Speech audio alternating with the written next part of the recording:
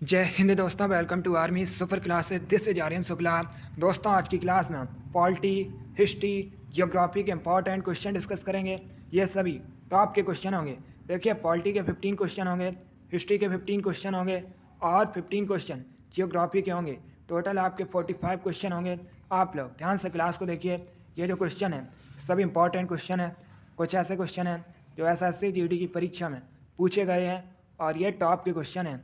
सबसे पहले आप लोग क्लास को लाइक करिए, अपने फ्रेंड ग्रुप सभी जगह शेयर कर दीजिएगा ताकि ज़्यादा से ज़्यादा लोग जुड़ सकें। और जो फ्रेंड इस चैनल पर नए हैं वो चैनल को सब्सक्राइब करेंगे, बेल आइकन को प्रेस कीजिए ताकि सभी नोटिफिकेशन आप तक पहुंच सकें। और हाँ, क्लास के अंत में अपना स्कोर ज़रूर बताइए कि आपके 45 में से कितने क्वेश्चन राइट निकले। चलिए शुरू करते हैं आज की क्लास। क्वेश्चन नंबर फर्स्ट के लिए आंसर करिए। इम्पॉर्टेंट क्वेश्चन है, आपके एग्जाम में पूछा हुआ क्वेश्चन है।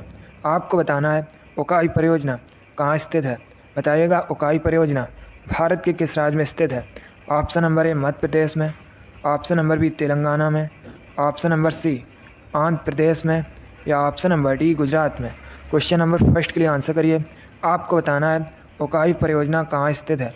इसका right answer option number D होगा, गुजरात में। Yes, option number D correct answer है दोस्तों। उकाई परियोजना गुजरात में स्थित है, इसलिए option number D correct answer होगा। अब यहाँ पर आपसे क्वेश्चन पूछे जा सकते हैं कि उकाई परियोजना ये किस नदी पर स्थित है। तो दोस्तों, उकाई परियोजना ताप्ती नदी पर स्थित है। एक क्वेश्चन और एग्जाम में पूछा जाता है कि सूरत ये गुजरात का शहर है, किस नदी के किनारे बसा है। तो दोस्तों, आप लोग याद रखिएगा, सूरत शहर ताप्ती नदी के किनारे स्थित है। क्वेश्चन नंबर फर्स्ट का option number D correct answer होगा। आगे बढ़ते हैं, क्वेश्चन नंबर 2 के लिए आंसर करिए। अच्छा क्वेश्चन है दोस्तों, भारत के किस राज्य को 5 नदियों की भूमि कहा जाता है। आपको बताना है भारत के किस राज्य को 5 नदियों की भूमि कहा जाता है। ऑप्शन इस प्रकार है, option number A Punjab, option number B Maharashtra, option number C Madhya Pradesh या ऑप्शन नंबर डी केरल। बताइएगा क्वेश्चन नंबर 2 के लिए आंसर। आपको बताना है भारत के किस राज्य को 5 नदियों की भूमि कहा जाता है। आज की क्लास में हम दोस्तों ज्योग्राफी के इंपॉर्टेंट क्वेश्चन डिस्कस करेंगे। ये सभी टॉप के क्वेश्चन होंगे।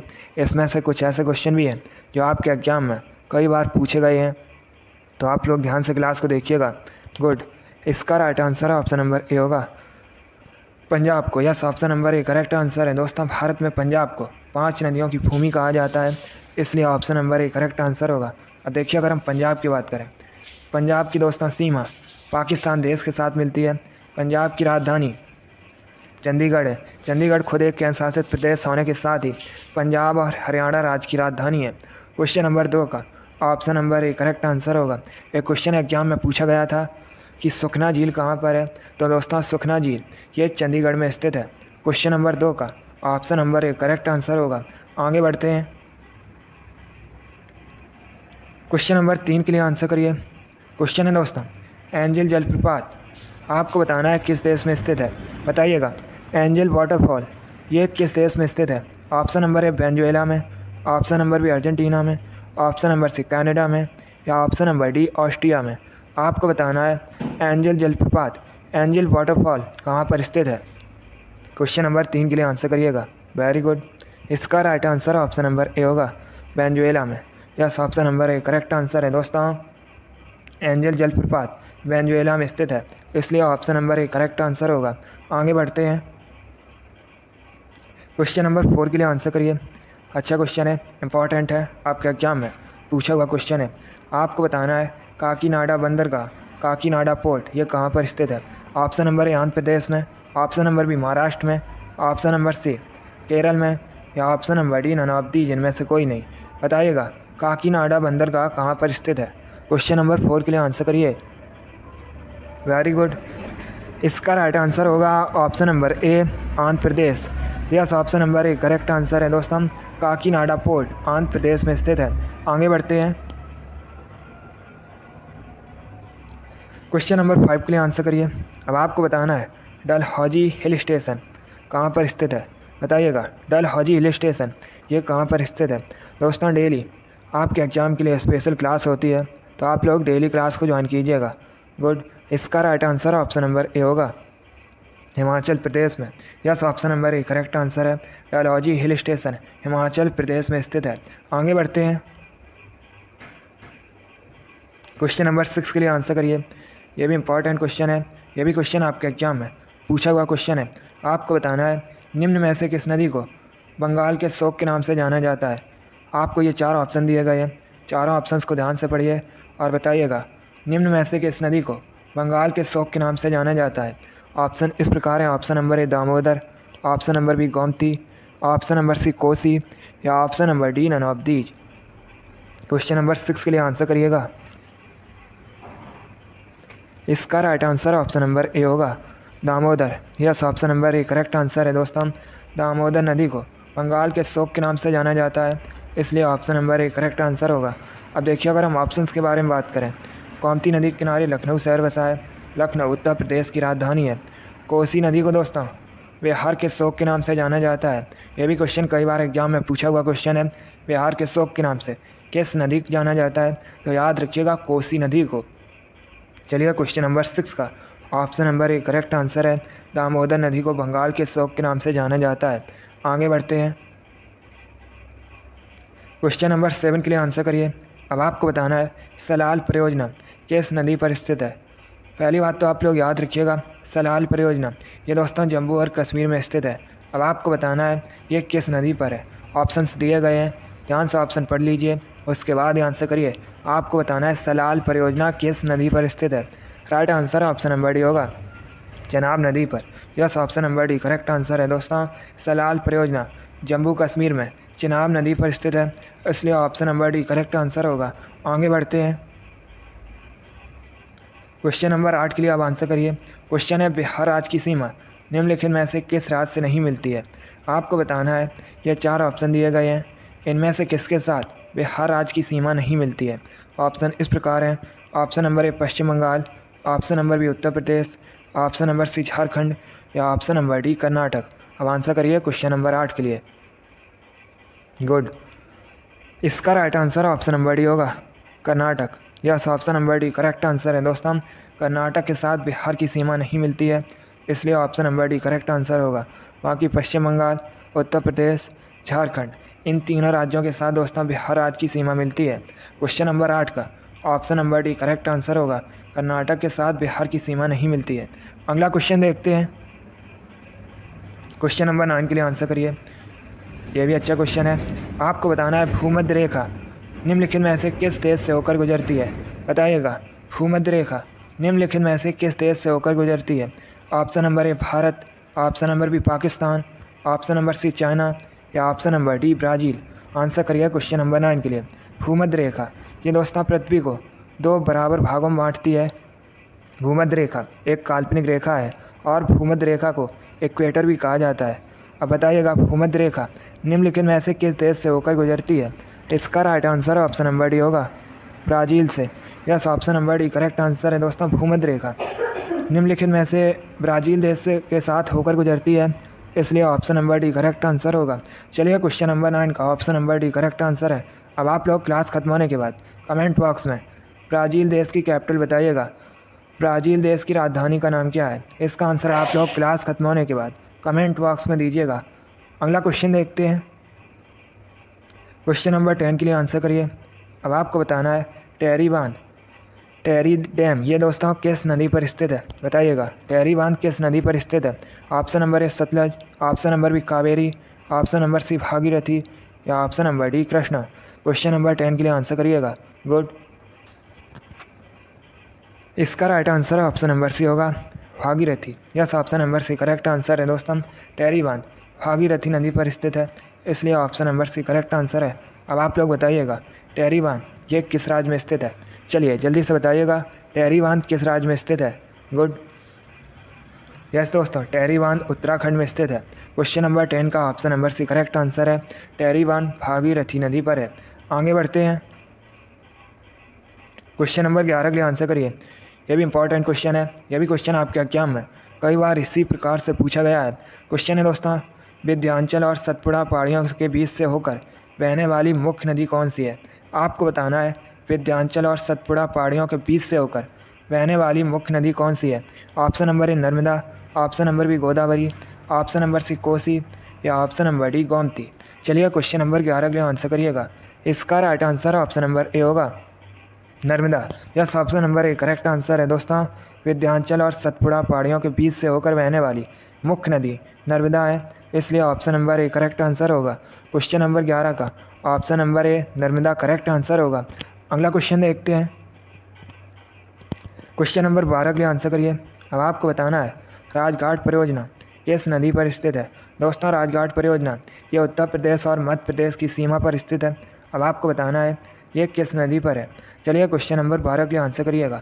जिसने अभी लाइक नहीं किया एक बार लाइक करिए, अपने फ्रेंड ग्रुप सभी जगह शेयर कर दीजिए ताकि ज़्यादा से ज़्यादा लोग जुड़ सकें। और जो फ्रेंड इस चैनल पर नए हैं वो चैनल को सब्सक्राइब करेंगे, बेल आइकन को प्रेस कीजिए ताकि सभी नोटिफिकेशन आप तक पहुंच सकें। आंसर करिए। आपको बताना है राजघाट परियोजना किस नदी पर स्थित है। गुड। इसका right answer option number A होगा बेतवा नदी पर स्थित है। Yes, option number A correct answer है। राजघाट परियोजना बेतवा नदी पर है। अगला क्वेश्चन देखते हैं। क्वेश्चन नंबर 13 के लिए आंसर करिए। अच्छा क्वेश्चन है। आपको बताना है एशिया का सबसे बड़ा द्वीप कौन सा है। बताइएगा एशिया का सबसे बड़ा द्वीप कौन सा है। Option number A Sumatra, option number B Sri Lanka, option number C Borneo या ऑप्शन नंबर डी ग्रीनलैंड। आपको बताना है एशिया का सबसे बड़ा द्वीप कौन सा है। अगर आपसे एग्जाम में पूछा जाए विश्व का सबसे बड़ा द्वीप कौन सा है तो याद रखिएगा ग्रीनलैंड। लेकिन यहाँ पर आपसे पूछा गया है एशिया का सबसे बड़ा द्वीप कौन सा है, तो दोस्तों राइट आंसर होगा Borneo. Yes, option number C correct answer है। दोनों अलग अलग क्वेश्चन है। एशिया का सबसे बड़ा द्वीप बोर्नियो है और विश्व का सबसे बड़ा द्वीप ग्रीनलैंड है। चलिए क्वेश्चन नंबर 13 का option number C correct answer होगा। अगला क्वेश्चन देखते हैं। क्वेश्चन नंबर 14 के लिए आंसर करिए। आपको बताना है तुंगभद्रा परियोजना किस नदी पर स्थित है। क्वेश्चन नंबर 14 के लिए आपको आंसर देना है। आपको बताना है तुंगभद्रा परियोजना किस नदी पर बनी है। Option number A Kosi, option number B Tungabhadra, option number C Tapti या ऑप्शन नंबर डी महानदी। इसका right answer option number B होगा Tungabhadra. Yes, option number B correct answer है। तुंगभद्रा परियोजना तुंगभद्रा नदी पर बनी है। आगे बढ़ते हैं। क्वेश्चन नंबर 15 के लिए आंसर करिए। ये भी अच्छा क्वेश्चन है। क्वेश्चन है दोस्तों साबरमती नदी का उद्गम किस राज्य से हुआ है। आपको बताना है साबरमती का नदी का उद्गम किस राज्य से हुआ है। ऑप्शन नंबर ए गुजरात से, ऑप्शन नंबर बी पंजाब से, ऑप्शन नंबर सी राजस्थान से या ऑप्शन नंबर डी हरियाणा से। अब देखिए इसका right answer option number C होगा राजस्थान से। Yes, option number C correct answer है दोस्तों। बहुत से लोग कंफ्यूज हो जाते हैं कि साबरमती नदी का उद्गम गुजरात से हुआ है, लेकिन ऐसा नहीं है। साबरमती नदी का उद्गम दोस्तों राजस्थान से हुआ है। आप लोग याद रखिएगा। अच्छा क्वेश्चन था। चलिए क्वेश्चन नंबर 15 का option number C correct answer होगा। आगे बढ़ते हैं। अभी हमने 15 क्वेश्चन ज्योग्राफी के डिस्कस किए। अब जो आपके 1 से 15 क्वेश्चन होंगे वो हिस्ट्री के होंगे। चलिए आगे बढ़ते हैं। क्वेश्चन नंबर फर्स्ट के लिए आंसर करिए। इंपॉर्टेंट क्वेश्चन है, एग्जाम में पूछा हुआ क्वेश्चन है। आपको बताना है चोल वंश के संस्थापक कौन थे। बताइएगा चोल वंश के संस्थापक कौन थे। बहुत अच्छे। पहले आप लोग ध्यान से ऑप्शन पढ़िए, उसके बाद ही आंसर करिएगा। आपके एग्जाम में इसी प्रकार के क्वेश्चन पूछे जाते हैं। ये तो क्वेश्चन आपके एग्जाम में पूछा हुआ क्वेश्चन है। आपको बताना है चोल वंश के संस्थापक कौन थे। Very good. इसका right answer option number C होगा Vijayalaya. Yes, option number C correct answer है दोस्तों। चोल वंश के संस्थापक विजयालय थे, इसलिए option number C correct answer होगा। अब अगर हम ऑप्शंस की बात करें, चंद्रगुप्त मौर्य ने मौर्य वंश की स्थापना की थी, श्रीगुप्त ने गुप्त वंश की स्थापना की थी। तो आप लोग इनके बारे में याद रखिएगा, यहाँ से आपके एग्जाम में क्वेश्चन पूछे जा सकते हैं। क्वेश्चन नंबर फर्स्ट का option number C correct answer है। चोल वंश के संस्थापक विजयालय हैं। आगे बढ़ते हैं। क्वेश्चन नंबर 2 के लिए आंसर करिएगा। यह भी इंपॉर्टेंट क्वेश्चन है। यह भी क्वेश्चन कई बार आपके एग्जाम में इसी प्रकार से पूछा गया है। आपको बताना है हम्पी किस साम्राज्य की राजधानी थी। बताइएगा हम्पी किस साम्राज्य की राजधानी थी। ऑप्शन नंबर ए बहमनी साम्राज्य, ऑप्शन नंबर बी विजयनगर साम्राज्य, ऑप्शन नंबर सी चालुक्य राजवंश या ऑप्शन नंबर डी चोल राजवंश। आंसर करिए क्वेश्चन नंबर 2 के लिए। आपको बताना है हम्पी किस साम्राज्य की राजधानी थी। Very good. इसका right answer option number B होगा विजयनगर साम्राज्य की। Yes, option number B correct answer है दोस्तों। हम्पी विजयनगर साम्राज्य की राजधानी थी, इसलिए option number B correct answer होगा। एक क्वेश्चन और एग्जाम में पूछा जाता है कि हम्पी, ये तो दोस्तों विजयनगर साम्राज्य की राजधानी थी। विजयनगर साम्राज्य की स्थापना किसने की थी? तो याद रखिएगा हरिहर और बुक्का नामक दो भाइयों ने दोस्तों विजयनगर साम्राज्य की स्थापना की थी। क्वेश्चन नंबर 2 का option number B correct answer होगा। आगे बढ़ते हैं, क्वेश्चन नंबर 3 के लिए आंसर करिए। अब आपको बताना है किस मुग़ल बादशाह को लंपट मूर कहा जाता है। आपको बताना है निम्न में से किस मुग़ल बादशाह को लंपट मूर कहा जाता है। ऑप्शन नंबर ए अकबर को, ऑप्शन नंबर बी हुमायूं को, option number C Jahandar Shah को, या ऑप्शन नंबर डी शाहजहां को। आपको बताना है किस मुग़ल बादशाह को लंपट मूर कहा जाता है। इसका right answer option number C होगा, जहांदार शाह को। Yes, option number C correct answer है दोस्तों, जहांदार शाह को लंपट मूर कहा जाता है। आगे बढ़ते हैं, क्वेश्चन नंबर 4 के लिए आंसर करिए। यह भी इंपॉर्टेंट क्वेश्चन है, यह भी क्वेश्चन आपके एग्जाम में कई बार इसी प्रकार से पूछा गया है। अब आपको बताना है मौर्य वंश का अंतिम सम्राट कौन था। बताइएगा मौर्य वंश का अंतिम सम्राट कौन था। Good. Option number A Chandragupta Maurya, option number B Ashoka, option number C Priyadrath, या ऑप्शन नंबर डी शिशुनाग। आपको बताना है मौर्य वंश का अंतिम सम्राट कौन था। इसका right answer option number C होगा, Priyadrath. Yes, option number C correct answer है, प्रियद्रथ मौर्य वंश का अंतिम सम्राट था, इसलिए option number C correct answer होगा। अब दोस्तों अगर आपसे पूछा जाए कि मौर्य वंश की स्थापना किसने की थी, तो याद रखिएगा चंद्रगुप्त मौर्य ने मौर्य वंश की स्थापना की थी। चंद्रगुप्त मौर्य के गुरु थे दोस्तों चाणक्य। चाणक्य को विष्णुगुप्त और कौटिल्य के नाम से भी जाना जाता है। एक क्वेश्चन और एग्जाम में पूछा जाता है कि अर्थशास्त्र नामक ग्रंथ की रचना किसने की थी, तो याद रखिएगा चाणक्य ने। क्वेश्चन नंबर 4 का option number C correct answer है, मौर्य वंश का अंतिम सम्राट प्रियद्रथ था। आगे बढ़ते हैं, क्वेश्चन नंबर 5 के लिए आंसर करिए। क्वेश्चन है निम्न में से किस स्थान पर सिकंदर की मृत्यु हुई। आपको बताना है सिकंदर की मृत्यु कहाँ पर हुई थी। चलिए क्वेश्चन नंबर 5 के लिए आंसर करिएगा। दोस्तों आज की क्लास में हम हिस्ट्री के इंपॉर्टेंट क्वेश्चन डिस्कस करेंगे। ये सभी टॉप के क्वेश्चन होंगे। इनमें से कुछ ऐसे क्वेश्चन भी हैं जो आपके एग्जाम में कई बार इसी प्रकार से पूछे गए हैं, तो आप लोग ध्यान से क्लास को देखिएगा। इसका राइट आंसर क्या होगा। आपको बताना है निम्न में से किस स्थान पर सिकंदर की मृत्यु हुई थी। इसका right answer option number C होगा, बेबीलोन में। Yes, option number C correct answer है दोस्तों, बेबीलोन में सिकंदर की मृत्यु हुई थी, इसलिए option number C correct answer होगा। क्वेश्चन नंबर 5 का option number C correct answer है। आगे बढ़ते हैं, क्वेश्चन नंबर 6 के लिए आंसर करिए। यह भी अच्छा क्वेश्चन है। आपको बताना है उज्जैन का प्राचीन नाम क्या है। बताइएगा उज्जैन का प्राचीन नाम क्या है। उज्जैन मध्य प्रदेश का शहर है। उज्जैन क्षिप्रा या शिप्रा नदी के किनारे बसा है। और एक क्वेश्चन आपके एग्जाम में पूछा गया था महाकालेश्वर मंदिर कहाँ पर है, तो ये भी दोस्तों उज्जैन में है। बताइएगा उज्जैन का प्राचीन नाम क्या है। Very good. इसका right answer option number C होगा, Avantika. Yes, option number C correct answer है दोस्तों, अवंतिका उज्जैन का प्राचीन नाम है। अगला क्वेश्चन देखते हैं, क्वेश्चन नंबर 7 के लिए आंसर करिएगा। अब आपको बताना है निम्न में से किस शहर का प्राचीन नाम मायापुरी है। बताइएगा किस शहर का प्राचीन नाम मायापुरी है। ऑप्शन इस प्रकार हैं, option number A Haridwar, option number B Patna, option number C Ujjain, या ऑप्शन नंबर डी ननौतीज। आपको बताना है किस शहर का प्राचीन नाम मायापुरी है। इसका right answer option number A होगा, Haridwar. Yes, option number A correct answer है, हरिद्वार का प्राचीन नाम मायापुरी है, इसलिए option number A correct answer होगा। हरिद्वार उत्तराखंड में है, आप लोग भी जानते होंगे। एक क्वेश्चन पूछ लेते हैं कि हरिद्वार किस नदी के किनारे बसा है, तो याद रखिएगा गंगा नदी के किनारे। अब अगर हम ऑप्शंस की बात करें, पटना, ये दोस्तों वर्तमान में बिहार की राजधानी है। पटना भी गंगा नदी के किनारे बसा है। और एक क्वेश्चन पूछा जाता है पटना का प्राचीन नाम क्या है, तो याद रखिएगा पटना का प्राचीन नाम पाटलिपुत्र है। ऑप्शन नंबर सी की अगर हम बात करें उज्जैन, तो अभी मैंने आपको बताया था उज्जैन का प्राचीन नाम अवंतिका है। उज्जैन मध्य प्रदेश का शहर है और ये क्षिप्रा या शिप्रा नदी के किनारे बसा है। आगे बढ़ते हैं, क्वेश्चन नंबर 8 के लिए आंसर करिए। अब आपको बताना है लोधी वंश की स्थापना किसने की थी। बताइएगा लोधी वंश की स्थापना किसने की थी। Option number A Bahlol Lodi, option number B Sikandar Lodi, option number C Ibrahim Lodi, या option number D none of these, इनमें से कोई नहीं। आपको बताना है लोधी वंश की स्थापना किसने की थी। इसका राइट आंसर होगा option number A Bahlol Lodhi. Yes, option number A correct answer है दोस्तों, लोधी वंश की स्थापना बहलोल लोदी ने की थी, इसलिए option number A correct answer होगा। अब यहाँ पर आपसे क्वेश्चन और पूछ सकते हैं कि लोदी वंश का अंतिम शासक कौन था, तो याद रखिएगा इब्राहिम लोदी लोदी वंश का अंतिम शासक था। अगला क्वेश्चन देखते हैं। क्वेश्चन नंबर 9 के लिए आंसर करिएगा। आपको बताना है कैसे ईरान का नेपोलियन कहा जाता है, बताइएगा ईरान का नेपोलियन किसे कहा जाता है। जिसने अभी लाइक नहीं किया एक बार लाइक करिए, अपने फ्रेंड ग्रुप सभी जगह शेयर कर दीजिएगा ताकि ज़्यादा से ज़्यादा लोग जुड़ सकें।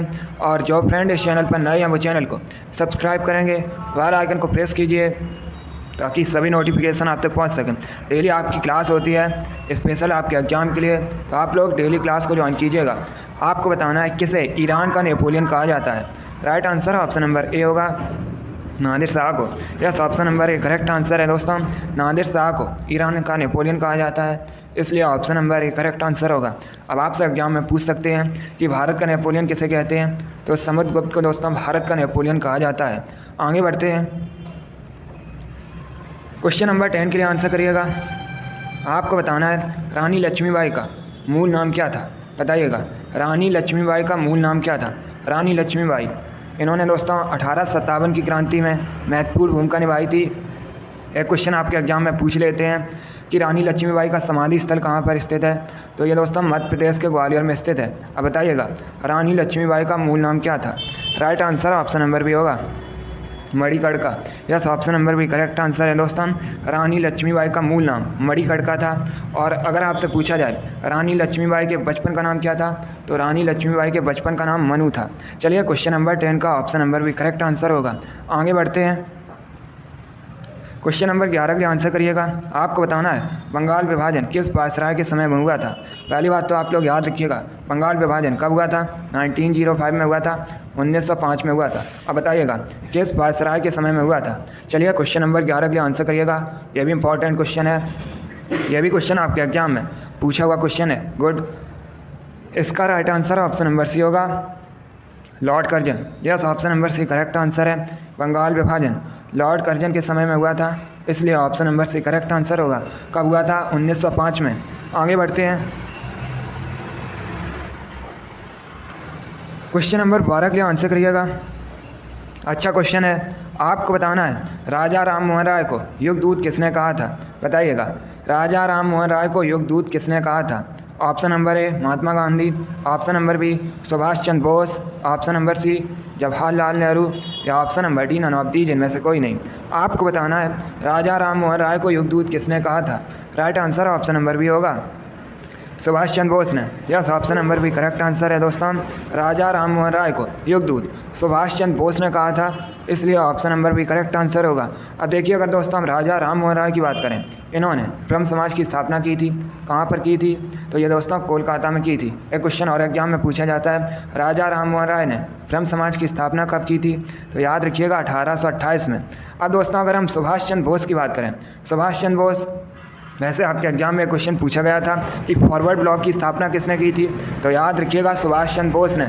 और कब की थी, तो ये की थी दोस्तों 1939 में।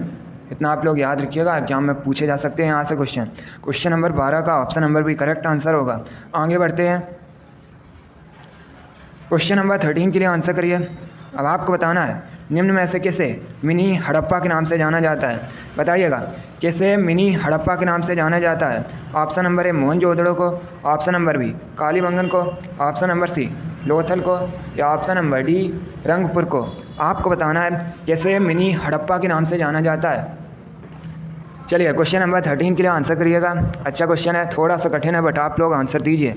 गुड, आपको बताना है किसे मिनी हड़प्पा के नाम से जाना जाता है। Right answer option number C होगा, लोथल को। Yes, option number C correct answer है दोस्तों, लोथल। इसे मिनी हड़प्पा के नाम से भी जानते हैं। आगे बढ़ते हैं। क्वेश्चन नंबर 14 के लिए आंसर करिएगा। अच्छा क्वेश्चन है, सभी लोग आंसर करिए क्वेश्चन नंबर 14 के लिए। क्वेश्चन है दोस्तों, गांधी इरविन समझौता किस सन में हुआ था। चलिए बताइएगा गांधी इरविन समझौता ये किस सन में हुआ था। एक क्वेश्चन पूछ लेते हैं, गांधी इरविन समझौता इसे और किस नाम से जाना जाता है, तो याद रखिएगा दोस्तों दिल्ली समझौता के नाम से भी गांधी इरविन समझौता को जाना जाता है। अब आपको बताना है गांधी इरविन समझौता ये किस सन में हुआ था। चलिए बताइएगा क्वेश्चन नंबर 14 का answer. Very good, right answer option number B होगा 1931 में। Yes, option number B correct answer है दोस्तों। गांधी इरविन समझौता ये 1931 में हुआ था, इसलिए option number B correct answer होगा। चलिए क्वेश्चन नंबर 14 का option number B correct answer होगा। अगला क्वेश्चन देखते हैं। क्वेश्चन नंबर 15 के लिए आंसर करिए। आपको बताना है आमेर का किला कहाँ स्थित है। चलिए क्वेश्चन नंबर 15 के लिए आंसर करिएगा। ऑप्शन नंबर ए राजस्थान में, ऑप्शन नंबर बी गुजरात में, ऑप्शन नंबर सी हिमाचल प्रदेश में, या option number D Madhya Pradesh में। आपको बताना है आमेर फोर्ट ये कहाँ पर स्थित है। क्वेश्चन नंबर 15 के लिए आंसर करिएगा। गुड, राइट आंसर है ऑप्शन नंबर ए होगा, राजस्थान में। Yes, option number A correct answer है दोस्तों। आमेर का किला राजस्थान में स्थित है, इसलिए option number A correct answer होगा। क्षेत्रफल की दृष्टि से भारत का सबसे बड़ा राज्य राजस्थान है। राजस्थान की राजधानी जयपुर है। जयपुर को भारत में पिंक सिटी के नाम से भी जाना जाता है। क्वेश्चन नंबर 15 का option number A correct answer होगा। आगे बढ़ते हैं दोस्तों। अभी हमने 15 क्वेश्चन हिस्ट्री के डिस्कस किए। अब जो आपके 1 से 15 तक क्वेश्चन होंगे वो पॉलिटी के होंगे। आप लोग क्लास को ध्यान से देखिएगा। चलिए आगे बढ़ते हैं। क्वेश्चन नंबर फर्स्ट आपके सामने है, आंसर करिए क्वेश्चन नंबर फर्स्ट के लिए। अच्छा क्वेश्चन है, इंपॉर्टेंट है। ये क्वेश्चन एग्जाम में कई बार इसी प्रकार से पूछा गया है। आपको बताना है संसद के दोनों सदनों के संयुक्त अधिवेशन की अध्यक्षता कौन करता है। ऑप्शन दिए गए आपको। ऑप्शन इस प्रकार है। ऑप्शन नंबर ए उपराष्ट्रपति, ऑप्शन नंबर बी प्रधानमंत्री, ऑप्शन नंबर सी राष्ट्रपति, ऑप्शन नंबर डी स्पीकर। सभी लोग क्वेश्चन नंबर फर्स्ट के लिए आंसर करिए। आपको बताना है संसद के दोनों सदनों के संयुक्त अधिवेशन की अध्यक्षता कौन करता है। इसका right answer option number D होगा, लोकसभा अध्यक्ष। Yes, option number D correct answer है दोस्तों। संसद के दोनों सदनों के संयुक्त अधिवेशन की अध्यक्षता स्पीकर करता है, लोकसभा अध्यक्ष करता है, इसलिए option number D correct answer होगा। अब आपसे एग्जाम में क्वेश्चन पूछ सकते हैं कि संसद के दोनों सदनों के संयुक्त अधिवेशन को बुलाता कौन है। तो दोस्तों बुलाता राष्ट्रपति है, लेकिन इसकी जो अध्यक्षता है ये स्पीकर करता है, इसलिए option number D correct answer होगा। जिसने भी क्वेश्चन नंबर फर्स्ट का ऑप्शन नंबर डी दिया उनका राइट आंसर है। वेरी गुड, बहुत अच्छे दोस्तों। चलिए नेक्स्ट क्वेश्चन आपके सामने है, इसका आंसर करिएगा। आपको बताना है अटॉर्नी जनरल की नियुक्ति कौन करता है। यह भी अच्छा क्वेश्चन है, जल्दी से आंसर करिए क्वेश्चन नंबर 2 के लिए। बहुत अच्छे दोस्तों, वेरी गुड। इसका राइट आंसर क्या होगा। आपको बताना है अटॉर्नी जनरल की नियुक्ति कौन करता है। Right answer option number C होगा, राष्ट्रपति। Yes, option number C correct answer है दोस्तों। अटॉर्नी जनरल की नियुक्ति राष्ट्रपति करता है, इसलिए option number D correct answer होगा। अटॉर्नी जनरल ये दोस्तों संवैधानिक पद है। वर्तमान में भारत के अटॉर्नी जनरल कौन है। के वेणुगोपाल हैं, ये भी आप लोग याद रखिएगा। चलिए क्वेश्चन नंबर 2 का option number C correct answer होगा। अगला क्वेश्चन देखते हैं। क्वेश्चन नंबर 3 आपके सामने है। आपको बताना है राष्ट्रीय आपातकाल की घोषणा किसके द्वारा की जाती है। सभी लोग क्वेश्चन नंबर 3 के लिए आंसर करिए। दोस्तों आप लोग ध्यान से ऑप्शन पढ़िए, उसके बाद ही आंसर दीजिएगा। देखिए आपके एग्जाम में इसी प्रकार के क्वेश्चन पूछे जाते हैं। इनमें से कुछ ऐसे क्वेश्चन भी हैं जो एग्जाम में कई बार पूछे गए हैं, इसीलिए सभी लोग क्लास को ध्यान से देखिएगा। आपको बताना है राष्ट्रीय आपातकाल की घोषणा किसके द्वारा की जाती है। ऑप्शन दिए गए हैं, आप लोग ध्यान से ऑप्शन पढ़िए, उसके बाद ही आंसर दीजिएगा। इसका राइट आंसर है ऑप्शन नंबर सी होगा,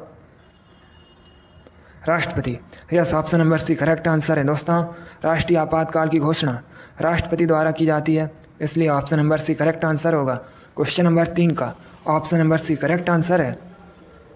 क्वेश्चन नंबर 4 आपके सामने है। यह भी अच्छा क्वेश्चन है। यह भी क्वेश्चन कई बार इसी प्रकार से एग्जाम में पूछा गया है। आपको बताना है उच्च सदन किसे कहा जाता है। सभी लोग क्वेश्चन नंबर 4 के लिए आंसर करिए। ऑप्शन दिए गए ऑप्शन इस प्रकार हैं। Option number A Lok Sabha, option number B Rajya Sabha, option number C Vidhan Sabha, option number D none of these. आपको बताना है उच्च सदन किसे कहा जाता है। जल्दी से आंसर करिए क्वेश्चन नंबर 4 के लिए। इसका राइट आंसर होगा ऑप्शन नंबर बी राज्यसभा को। Yes, option number B correct answer है दोस्तों। उच्च सदन राज्यसभा कहा जाता है, इसलिए option number B correct answer होगा। निम्न सदन लोकसभा कहा जाता है। सबसे अधिक दोस्तों राज्यसभा सीट भारत में उत्तर प्रदेश में है। कितनी है? 31 है, आप लोग याद रखिएगा। और सबसे अधिक लोकसभा सीट ये भी उत्तर प्रदेश में है, 80 है, आप लोग याद रखिए। चलिए क्वेश्चन नंबर 4 का option number B correct answer होगा। जिसने भी क्वेश्चन नंबर 4 का ऑप्शन नंबर बी दिया उनका राइट आंसर है। Very good. अगला क्वेश्चन देखते हैं। क्वेश्चन नंबर 5 आपके सामने है। अब आपको बताना है भारत के मुख्य चुनाव आयुक्त की नियुक्ति कौन करता है। सभी लोग क्वेश्चन नंबर 4 के लिए आंसर करिए। ऑप्शन दिए गए हैं, ध्यान से ऑप्शन पढ़िए, उसके बाद ही आंसर करिएगा। बहुत अच्छे दोस्तों, देखिए आप लोग क्लास खत्म होने के बाद कमेंट बॉक्स में ज़रूर बताइएगा कि आपके कितने क्वेश्चन राइट निकले। जल्दी से आंसर करिए क्वेश्चन नंबर 5 के लिए। आपको बताना है भारत के मुख्य चुनाव आयुक्त की नियुक्ति कौन करता है। इसका right answer option number A होगा, राष्ट्रपति। Yes, option number A correct answer है। राष्ट्रपति भारत के मुख्य चुनाव आयुक्त की नियुक्ति करता है, इसलिए option number A correct answer है। जिसने भी क्वेश्चन नंबर 5 का ऑप्शन नंबर ए दिया उनका राइट आंसर है। वेरी गुड, बहुत अच्छे दोस्तों। चलिए नेक्स्ट क्वेश्चन आपके सामने है, क्वेश्चन नंबर 6 है। जल्दी से आंसर करिए क्वेश्चन नंबर 6 के लिए। आपको बताना है जब भारतीय संविधान बना उस समय कितने अनुच्छेद थे। क्वेश्चन नंबर 6 के लिए आंसर करिएगा। ये भी क्वेश्चन एग्जाम में कई बार इसी प्रकार से पूछा गया है। देखिएगा पॉलिटी के इसी प्रकार के क्वेश्चन पूछे जाते हैं। सभी लोग क्लास को ध्यान से देखिएगा और जो क्वेश्चन आए उसे आप लोग नोट डाउन कीजिए। आंसर करिए क्वेश्चन नंबर 6 के लिए। आपको बताना है जब भारतीय संविधान बना उस समय कितने अनुच्छेद थे। इसका right answer option number A होगा, 395। Yes, option number A correct answer है। जब भारतीय संविधान बना था उस समय दोस्तों 395 अनुच्छेद थे, आर्टिकल थे। अब आपसे एग्जाम में पूछ सकते हैं कि जब भारतीय संविधान बना था उस समय कितनी अनुसूचियाँ थीं, तो आप लोग याद रखिएगा 8 अनुसूचियाँ थीं। चलिए क्वेश्चन नंबर 6 का option number A correct answer होगा। अगला क्वेश्चन देखते हैं। क्वेश्चन नंबर 7 आपके सामने है। आपको बताना है भारतीय संविधान सभा का उपाध्यक्ष किसे नियुक्त किया गया था। सभी लोग क्वेश्चन नंबर 7 के लिए आंसर करिए। पहले ध्यान से ऑप्शन पढ़िए, उसके बाद ही आंसर करिएगा। इसका राइट आंसर क्या होगा, जल्दी से बताइए। आपको बताना है भारतीय संविधान सभा का उपाध्यक्ष किसे नियुक्त किया गया था। इसका right answer option number D होगा, HC मुखर्जी को। Yes, option number D correct answer है। भारतीय संविधान सभा का उपाध्यक्ष HC मुखर्जी को नियुक्त किया गया था, इसलिए option number D correct answer होगा। अब यहाँ से आपके एग्जाम में और क्वेश्चन पूछे जा सकते हैं। जैसे दोस्तों भारतीय संविधान सभा का अस्थायी अध्यक्ष किसे नियुक्त किया गया था, तो याद रखिएगा सच्चिदानंद सिन्हा को। और दोस्तों भारतीय संविधान सभा का स्थायी अध्यक्ष किसे नियुक्त किया गया था, तो याद रखिएगा डॉक्टर राजेंद्र प्रसाद को। तीनों अलग अलग क्वेश्चन हैं, तीनों के बारे में याद रखिए। चलिए क्वेश्चन नंबर 7 का option number D correct answer होगा। अगला क्वेश्चन देखते हैं। क्वेश्चन नंबर 8 आपके सामने है। अब आपको बताना है राज्य के मुख्यमंत्री तथा अन्य मंत्रियों की नियुक्ति कौन करता है। सभी लोग क्वेश्चन नंबर 8 के लिए आंसर करिएगा। ऑप्शन दिए गए हैं, ध्यान से ऑप्शन पढ़िए, उसके बाद ही आंसर करिए। दोस्तों जिसने अभी लाइक नहीं किया एक बार लाइक करिए और इसे ज़्यादा से ज़्यादा शेयर कीजिएगा। जल्दी से आंसर करिए क्वेश्चन नंबर 8 के लिए। इसका right answer option number C होगा, राज्यपाल। Yes, option number C correct answer है। जिसने भी क्वेश्चन नंबर 8 का ऑप्शन नंबर सी दिया उनका राइट आंसर है। Very good. अगला क्वेश्चन देखते हैं। क्वेश्चन नंबर 9 आपके सामने है। आपको बताना है भारत में सबसे बड़ी विधानसभा किस राज्य में है। क्वेश्चन नंबर 9 के लिए आंसर करिए। ऑप्शन दिए गए ऑप्शन इस प्रकार हैं। Option number A Uttar Pradesh, option number B Bihar, option number C Kerala, option number D Maharashtra. आपको बताना है भारत में सबसे बड़ी विधानसभा किस राज्य में है। इसका right answer option number A Uttar Pradesh होगा। Yes, option number A correct answer है। उत्तर प्रदेश की विधानसभा भारत में सबसे बड़ी विधानसभा है, इसलिए option number A correct answer है। जिसने भी क्वेश्चन नंबर 9 का ऑप्शन नंबर ए दिया उनका राइट आंसर है। Very good. अगला क्वेश्चन देखते हैं। क्वेश्चन नंबर 10 आपके सामने है। अच्छा क्वेश्चन है, सभी लोग आंसर करिए। आपको बताना है भारतीय संसद के कितने अंग हैं। क्वेश्चन नंबर 10 के लिए आंसर करिएगा। यह भी क्वेश्चन UPSSC की परीक्षा में पूछा हुआ क्वेश्चन है, बिल्कुल इसी प्रकार से पूछा गया था। इसका right answer option number B होगा, 3। Yes, option number B correct answer है। दोस्तों भारतीय संसद के 3 अंग हैं, इसलिए option number B correct answer है। दोस्तों भारतीय संसद के 3 अंग राष्ट्रपति, राज्यसभा, लोकसभा हैं। चलिए क्वेश्चन नंबर 10 का option number B correct answer होगा। अगला क्वेश्चन देखते हैं। क्वेश्चन नंबर 11 आपके सामने है। सभी लोग आंसर करिए। अच्छा क्वेश्चन है। आपको बताना है लोकसभा को भंग करने का सर्वप्रथम अधिकार किसके पास है। सभी लोग क्वेश्चन नंबर 11 के लिए आंसर करिएगा। ऑप्शन दिए गए हैं, ध्यान से ऑप्शन पढ़िए, उसके बाद ध्यान से करिएगा। आपको बताना है लोकसभा को भंग करने का सर्वप्रथम अधिकार किसके पास है। इसका right answer option number B होगा, राष्ट्रपति। Yes, option number B correct answer है दोस्तों। लोकसभा को भंग करने का सर्वप्रथम अधिकार राष्ट्रपति के पास है, इसलिए option number B correct answer होगा। एक एग्जाम में क्वेश्चन पूछा जाता है, क्या राज्यसभा को कभी भंग किया जाता है? तो आप लोग याद रखिएगा दोस्तों, राज्यसभा को कभी भंग नहीं किया जा सकता है, ये भी याद रखिए। चलिए क्वेश्चन नंबर 11 का option number B correct answer होगा। अगला क्वेश्चन देखते हैं। क्वेश्चन नंबर 12 आपके सामने है। अच्छा क्वेश्चन है, आपको बताना है भारतीय संविधान के अनुसार कौन मौलिक अधिकार नहीं है। क्वेश्चन नंबर 12 के लिए आंसर करिए। ऑप्शन दिए गए ऑप्शन इस प्रकार हैं। ऑप्शन नंबर ए स्वतंत्रता का अधिकार, ऑप्शन नंबर बी नौकरी का अधिकार, ऑप्शन नंबर सी धार्मिक स्वतंत्रता का अधिकार, option number D none of these. आपको बताना है भारतीय संविधान के अनुसार कौन मौलिक अधिकार नहीं है। इसका right answer option number B होगा, नौकरी का अधिकार। यस, option number B correct answer है दोस्तों। नौकरी का अधिकार ये एक मौलिक अधिकार नहीं है, इसलिए option number B correct answer होगा। वर्तमान में भारतीय संविधान में कितने मौलिक अधिकार हैं? 6 मौलिक अधिकार हैं। ये दोस्तों भाग 3 में वर्णित हैं, अनुच्छेद 12 से 35 तक हैं, ये भी आप लोग याद रखिएगा। चलिए क्वेश्चन नंबर 12 का option number B correct answer होगा। अगला क्वेश्चन देखते हैं।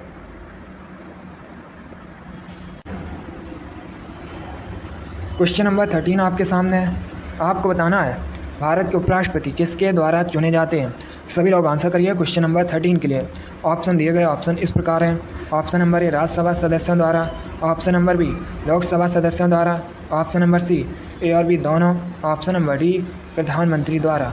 आपको बताना है भारत के उपराष्ट्रपति किसके द्वारा चुने जाते हैं। सभी लोग जल्दी से आंसर करिए।